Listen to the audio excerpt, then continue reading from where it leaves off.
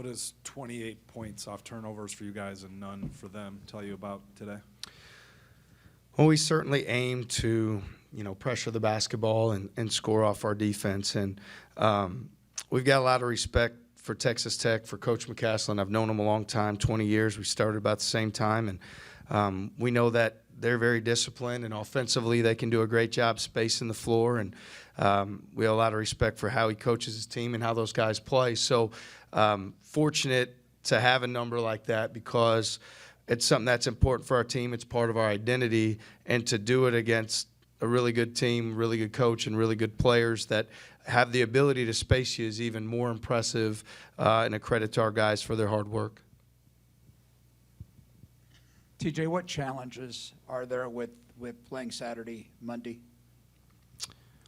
Yeah, I'd say as much as anything, like just getting everybody turned around quickly mentally, making sure that making great decisions, getting our guys, the hydration, the stretching, and all those things that they need to have the quick turnaround with their bodies.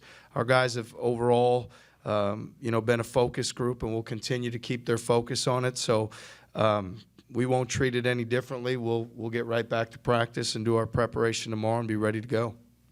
TJ, I know you guys have been balanced offensively all year, but Kurt said recently, like, no one cares who scores, and everyone who played scored 5 in double figures. How important is that for you guys offensively? Yeah, it's really important. There's not an ego out there that is trying to make a shot or a play for themselves. It's everything for the team and together. And, again, Tech does a really good job trying to let the ball rest with one guy, so it's harder to get as many assists because they make you at times beat them one-on-one. So a lot of times we look at the assist numbers, and but it still says a lot that we're 2-1 as a group, even with how they defend. So fortunate that, on a given night it can be any one of a number of guys, and was really impressed by everybody that came in that helped contribute offensively, and that's going to continue to be important. You guys have had these close late games where you have to kind of survive a team's last or final punch. What have you does that experience help you guys? And then how have you, kind of just gotten better with that as the season's gone on? Yeah, I think it's a credit to Texas Tech for sure and their coaching staff because their guys they're relentless and they're playing, all the way to the final horn. And so you've got to make sure that you keep, we need to stay focused on the moment. We need to stay focused on getting the stops late in the game, probably better than what we did here today, because everybody's going to keep coming. I mean, we're in the best league in the country. These are really good teams, really good coaches, and they're relentless. So you've got to make sure that your focus is for the full 40 minutes because everybody's going to keep coming at you. TJ, you guys are a 3 seed in the selection committee unveiled today. What's the importance or the opportunity ahead of you guys, especially with Omaha being an option for those first and second round games? Yeah, I'm probably not going to be thrilled about the answer to this question, but my focus is on making sure tomorrow we have a great practice, great preparation, great film session, that everybody's doing what they need to do for their body and control what we can, which is have a great practice tomorrow and maintain a focus on what's in front of us because right now the only thing that matters is that film session, that practice, and that recovery workout tomorrow that we're going to have. I want to take a shot at any selection committee members.